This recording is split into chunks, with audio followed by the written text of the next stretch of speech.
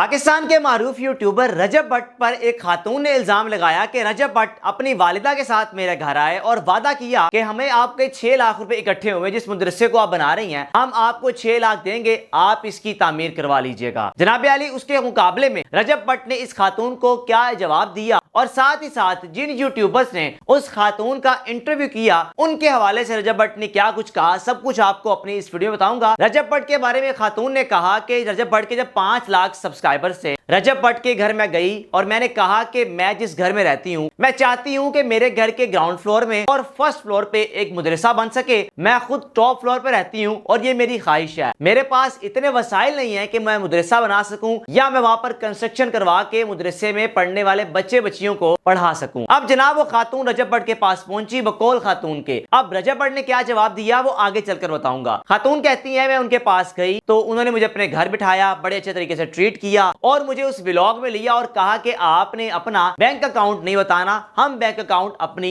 मर्जी का लगाएंगे। अब रजब भट्ट ने उस खातून को अपने व्लॉग में लिया और उसके बाद अपने घर में रहने वाले एक नौजवान जिसका नाम सलमान हैदर है उनका बैंक अकाउंट अपने व्लॉग में लगा दिया। खातून के बकौल में 5-6 दिन बाद उन्हें राब्ता किया कि आपने व्लॉग अपलोड कर दिया, कोई अपडेट आई तो पता चला रजब भट्ट के घर के एक फर्द के बकौल हमें आपका 6 लाख रुपया रिसीव हुआ है फंडिंग के तौर पर, हम आपके पास आएंगे और उस मदरसे की तामीर को शुरू कर देंगे। अब उस फैमिली के बकौल 5 से 6 रोज बाद रजब भट्ट अपनी वालिदा के साथ आए इस बात की तस्दीक करने कि क्या वाकई मदरसे की तामीर करना चाह रही हैं या क्या वाकई इनके पास जमीन है कि नहीं। खातून के बकौल रजब भट्ट और इनकी वालिदा मेरे पास आती हैं और आकर इस बात का वादा करते हैं कि मैं आपका 6 लाख रुपया इकट्ठा हो गया है, आप बस मिस्त्री का बंदोबस्त करें, आप ठेकेदार का बंदोबस्त करें, हम इस काम को शुरू करते हैं। लेकिन जो रकम 6 लाख रुपया इकट्ठी हुई है हम आपको कैश के तौर पर नहीं देंगे, क्योंकि जब किसी के पास कोई रकम आ जाए तो उसका ईमान बदल जाता है या ईमान कमजोर हो जाता है, उसका दिल नहीं करता कि मैं उन पैसों को इस खैराती चीज में खर्च कर सकूं,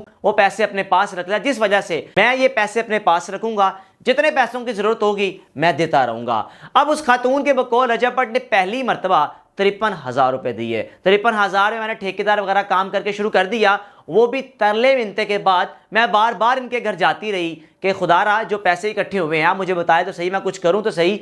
मुसलसल 4 से 5 चक्कर लगाने के बाद फिर जाकर पहली मरतबा 53,000 मिले और कुल मिलाकर 2.5 लाख रुपया मिला। इस खातून ने कहा कि बाकी के पैसों की मुझे आज तक नहीं पता कि बाकी के पैसे गए कहां। मैंने बार बार इनसे रिक्वेस्ट की, मैंने राब्ता भी किया और मुझे ब्लॉक करते रहते थे। उसके बाद जो इनके घर में एक नौजवान रहता है सलमान हैदर, मैंने जब उसको भी कहा कि रजब भट्ट से मिलना चाहती हूं तो मुलाकात नहीं हो सकी। उसके बाद रजब भट्ट जिस कॉलोनी में हम रहते हैं यानी कि ठोकर न्याज बे के करीब एक कॉलोनी है जहां पर वो रहते हैं और हमारे घर के करीब ही रहते थे, मैं उनके घर के सामने पार्क में जाकर बैठी रहती थी, लेकिन मुझे किसी भी किस्म का कोई जवाब नहीं मिल सका। अब उस खातून ने कहा कि उस 6.5 लाख में जो मुझे रजब भट्ट ने खुद बताया कि 6.5 लाख इकट्ठा हुआ, उसमें से सिर्फ मुझे 2.5 लाख मिल सका। अब खातून ने यूट्यूब पर आकर मुख्तलिफ यूट्यूबर्स को इंटरव्यूज दिए और इल्ज़ाम लगाया कि मेरे 4 लाख रुपए रजब भट्ट साहब जो कि एक मदरसे की तामीर होने जा रही थी वो खा चुके हैं। अब जनाब रजब भट्ट टिकटॉक पर लाइव आए, लोगों ने तनकीद की कि भाई बताएं कि ये मामला है क्या, आप इस बारे में क्या कहना चाहेंगे, आपके पास इस बात का क्या जवाब है। एक खातून ये बात कर रही हैं। अब रजब भट्ट ने खुलकर बताया कि जनाब बिल्कुल ऐसा ही एक खातून मेरे पास आई। इस खातून ने कहा कि मैं मदरसा बना रही हूं, मैं चाहती हूं कि मैं आपका प्लेटफॉर्म इस्तेमाल कर सकूं, आप अपने प्लेटफॉर्म के जरिए कुछ फंडिंग करवा दें ताकि मदरसा बना सकूं और बच्चे बच्चियों को कुरान की तालीम दे सकूं।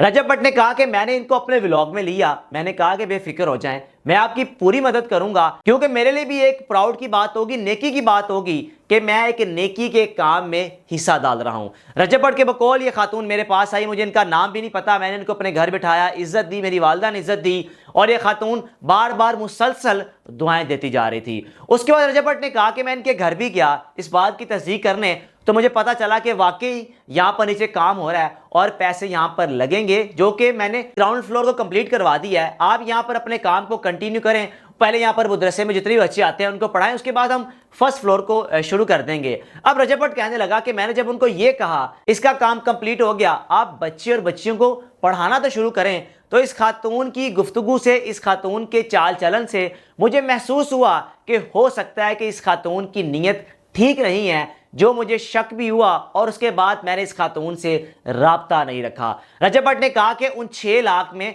50,000 मेरे अपने और 50,000 मेरी बहन ने दिए थे। हस्ब तौफीक उस वक्त जो मेरी हैसियत थी या मेरी बहन की जो हैसियत थी, हमने अपना हिस्सा डाल दिया।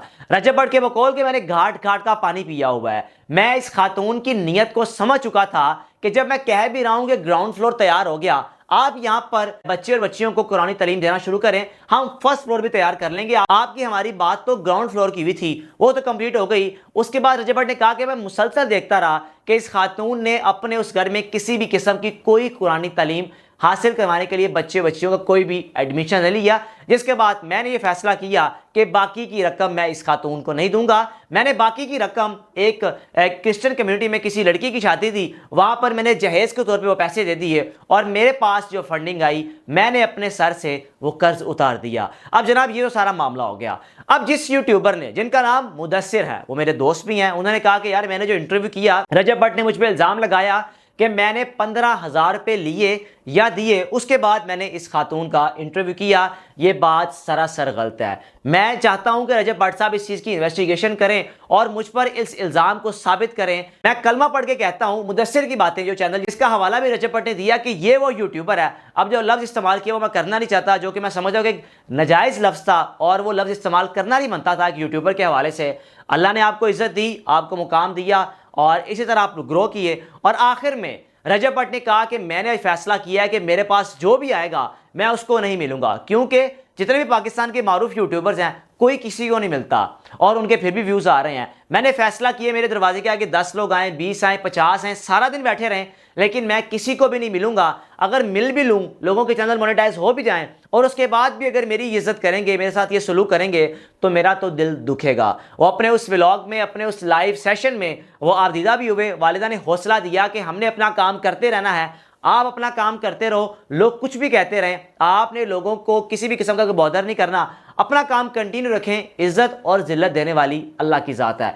इस सारे मामले में आपने अपनी राय का लाजमी इजहार करना है कि खातून जो कह रही हैं उसमें कितनी सच्चाई है और रजब भट्ट साहब जो कह रहे हैं इसमें कितनी सच्चाई है। और आखिर में मुदस्सिर ने रजब साहब को इस बात का चैलेंज भी दिया कि आप ये बात साबित कर दें कि मैंने 15,000 लिए या 15,000 दे के उस खातून का इंटरव्यू किया, तो मैं आपसे माफ़ी मांग लूँगा। जो कि मुदस्सिर के बकौल ऐसा मैंने कुछ भी नहीं किया। अपने मेज़बान को इजाज़त दीजिए। अल्लाह हाफ़िज़।